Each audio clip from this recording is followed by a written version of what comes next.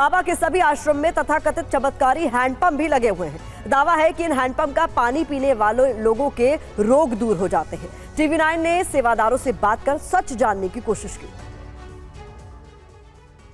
हम भोले बाबा के कासगंज के आश्रम में हैं और यहाँ पर जब हम पहुँचे थे तो आपको दिखाएं तो यहाँ पर ये लाइन से 8 नलके जो हैं वो लगे हुए थे। अभी हमने देखा कि 8 में से 6 तो बिल्कुल ऐसे ही हैं, बाकी के जो आगे के 2 हैं उनको यहाँ पर खोला गया है। और यहाँ पर भी है SK जी, आपका नाम क्या है? हाँ, श्री कृष्ण सिंह। श्री कृष्ण जी, ये नलका लगा हुआ था, हम देख रहे थे, अभी हटा क्यों है?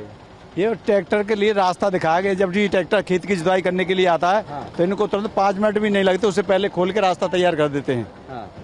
नहीं, और ये सब फसल खड़ी हुई है बराबर सामने दिखाई दे रही, थोड़ा दिखा। हाँ, तो ये आप ये कह रहे हैं कि यहाँ जो है इस तरफ जो खेत हम देख रहे हैं सामने, इधर ट्रैक्टर जाना होता है। हाँ, ट्रैक्टर जब भी जुताई के लिए आता है तब यहाँ होकर निकल जाता है। 12 हैंडपंप ये हैं और साथ ही मैं आपको दिखाऊंगा तो 3 हैंडपंप आपको वहाँ पर सामने भी नज़र आएंगे। तो ये देखिए, यहीं पर आप देखेंगे तो ये 15 हैंडपंप लगे हुए हैं।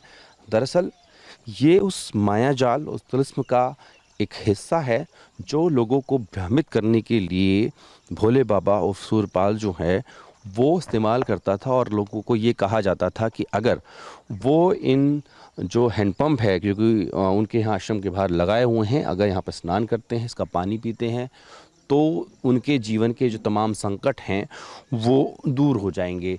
तो ख़ुद को भगवान का अवतार बताना, भगवान के रूप में स्थापित करना, उन सबको जो लेकर जो लोगों के बीच में एक भ्रम की स्थिति पैदा की जाती थी, उसमें इन हैंडपम्प्स का काफ़ी योगदान है। क्योंकि कहा जाता था कि प्रसाद के रूप में इन्हीं हैंडपम्प्स का जो पानी है वो लोग अपने साथ में ले करके जाते हैं। हालांकि ये उनका पैतृक गांव है और काफ़ी अरसे से जो भोले बाबा हैं वो इस आश्रम में आए नहीं हैं। मैनपुरी का जो मुख्य आश्रम है वहीं पर वो ज़्यादा वक्त अपना बिताते थे। हालांकि उनके आश्रम जो हैं वो कई जगह पर हैं, यूपी के कई हिस्सों में हैं, कई जिलों में हैं, बाहर भी हैं। और इन सब में से जो उनके लाखों अनुयायी हैं वो आते हैं और आकर अपने श्रद्धा के तौर पर इन हैंडपम्प्स का इस्तेमाल करते हैं, इनका पानी पीते हैं, नहाते हैं और उसमें उनको लगता है कि उनके जो दुख हैं वो दूर हो जाएंगे।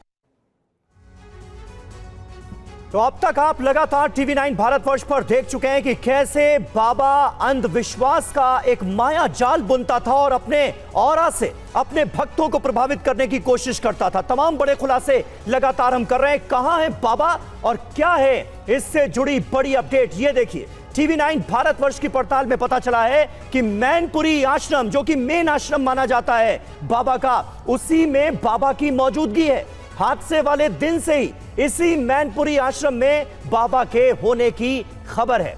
मैनपुरी आश्रम में SOG टीम की देर रात पूछताछ भी हुई।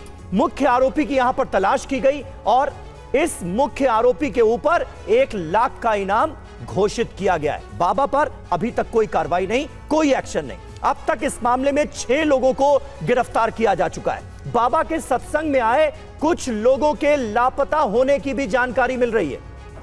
बाबा के पास करोड़ों की कीमत वाले कई आश्रम मौजूद हैं। महल जैसा मैनपुरी का आश्रम तो हम आपको दिखाई रहे हैं। कानपुर, संभल, मैनपुरी, एटा, कासगंज, इन तमाम जगहों पर भी इस बाबा के आश्रम मौजूद हैं। यानी अकूत धन दौलत इसने इकट्ठा कर रखी है। तो पुनीत शर्मा का रुख कर लेते हैं इसी पर ज्यादा जानकारी के साथ। हमारे साथ मैनपुरी से सीधे जुड़े भी हुए हैं। पुनीत, अगर आप मुझे सुन पा रहे हो, ये तमाम जानकारी जो अभी हमने साझा की है TV9 भारतवर्ष के तमाम दर्शकों के साथ, इससे ये तो साफ है कि मैनपुरी के इसी आश्रम में, जहां से आप लगातार रिपोर्ट कर रहे हैं, बाबा की मौजूदगी है।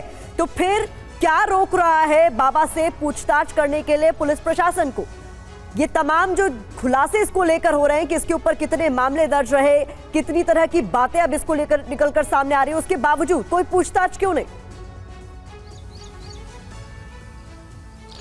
देखिए, इस पूरे मामले में अभी तक बाबा के खिलाफ कोई भी एफआईआर नहीं हुए। उनका नाम एफआईआर में नहीं है, बल्कि जो उनका सबसे खास भक्त था देव प्रकाश मधुकर, उसका नाम था और उसके ऊपर 1 लाख रुपए का इनाम भी पुलिस ने घोषित किया हुआ है। शुरुआत में जो हमारे सूत्र बता रहे हैं, जो बाबा के भक्त ने भी, यहाँ सेवादार ने दावा किया था कि बाबा आश्रम में चल के आए, उसके बाद पुलिस भी यहाँ थी। पुलिस लगातार इस बात को कह रही है कि बाबा यहाँ पर नहीं है, लेकिन हमारे सूत्र यही कह रहे हैं कि बाबा की सुरक्षा को लेकर के, आश्रम की सुरक्षा को लेकर के बाबा की लोकेशन को फिलहाल पुलिस डिस्क्लोज नहीं कर रही है। लेकिन यहां पर एक महत्वपूर्ण बात यह हो जाती है कि बाबा के जो दूसरे आश्रम है, कासगंज का आश्रम है या फिर आगरा का आश्रम है या फिर दूसरे आश्रम, उनके बाहर पुलिस का एक भी कांस्टेबल तैनात नहीं है। आश्रम के अंदर मीडिया कर्मियों के साथ आम पब्लिक भी आ जा रही है आराम से, लेकिन बाबा का ये जो मैनपुरी का बिछुआ का आश्रम है, इस पर पुलिस का बहुत सख्त पैरा है। करीब 100 पुलिस कर्मियों को इस यहां पर तैनात किया गया। कई गाड़ी पुलिसकर्मी तैनात है, सीओ लेवल के कई इंस्पेक्टर, सब इंस्पेक्टर यहां पर तैनात किए गए। इसके अलावा एसपी सिटी, एसओजी टीम के साथ बुधवार की रात को यहां आश्रम में गए थे। अंदर 1.5 घंटे तक उन्होंने छानबीन की थी, तफ्तीश की थी। हालांकि उनका यह कहना था कि वो सुरक्षा को चेक करने के लिए आए थे, लेकिन सवाल ये उठता है कि आखिर यहां पर सुरक्षा की ये जो पुलिस का लंबा चौड़ा इंतजाम मैनपुरी आश्रम के बाहर नजर आ रहा है, ये बाबा की सुरक्षा के लिए है या फिर इस मामले की जांच को आगे बढ़ाने के लिए, बाबा से पूछताछ करने के लिए और उसके खिलाफ एक्शन लेने के लिए?